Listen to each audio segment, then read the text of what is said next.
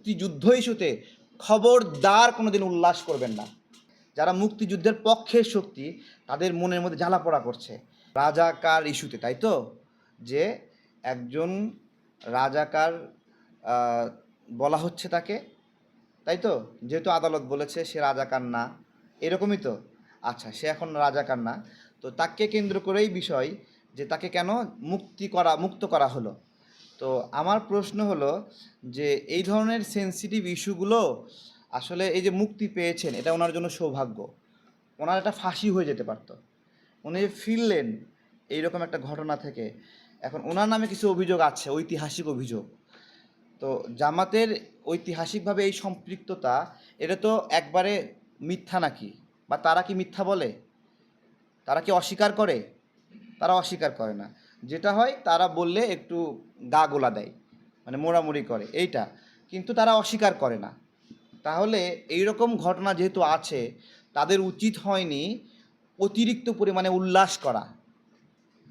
এই উল্লাসের ফলে যারা মুক্তিযুদ্ধের পক্ষের শক্তি তাদের মনের মধ্যে জ্বালাপোড়া করছে এবং তাদেরকে মারা হোক, কাটা হোক, যাই করা হোক, তারা বিক্ষোভে ফেটে পড়ছে। আমি জামাতের প্রতি বলবো, আপনারা মুক্তিযুদ্ধ ইস্যুতে খবরদার কোনোদিন উল্লাস করবেন না, ঠিক আছে? ধীরে ধীরে বাংলাদেশের মানুষ ভুলে যাচ্ছে ওই ইস্যুগুলো।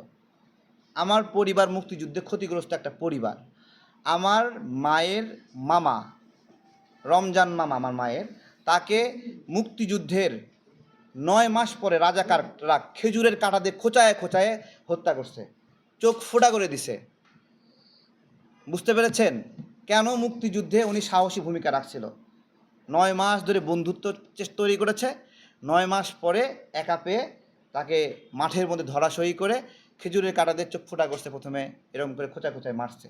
সুতরাং 1971 সালে যারা বাংলাদেশের বিরুদ্ধে অবস্থান নিয়ে 30 লক্ষ মানুষ বলেন, আবার কেউ কেউ বলেন 3 লক্ষ, তাই তো?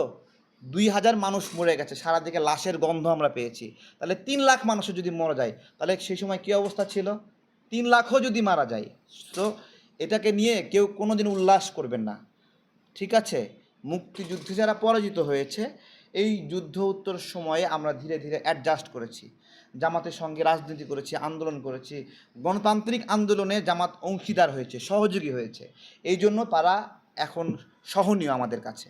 কিন্তু তাই বলে মুক্তিযুদ্ধ নিয়ে উল্লাস করবে, হ্যাঁ জিতে গেছে, এই জিততে আমরা কোনো দিন দেবো না, কিন্তু এই জিততে পারবেন না আপনারা।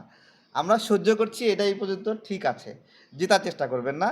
যে আপনার হলো আপনাদের রাজাকার ইস্যু থেকে জামিন পেয়েছে, আপনারা বিজয় মিছিল করবেন, এই বিজয়ের সুযোগ নাই। আপনারা জাস্ট চুপ থাকেন, ঘরে থাকেন, কিছুদিন হন, হ্যাঁ, সাথে সাথে বিশাল মিছিল, এটা এটা উচিত হয় না আপনাদের।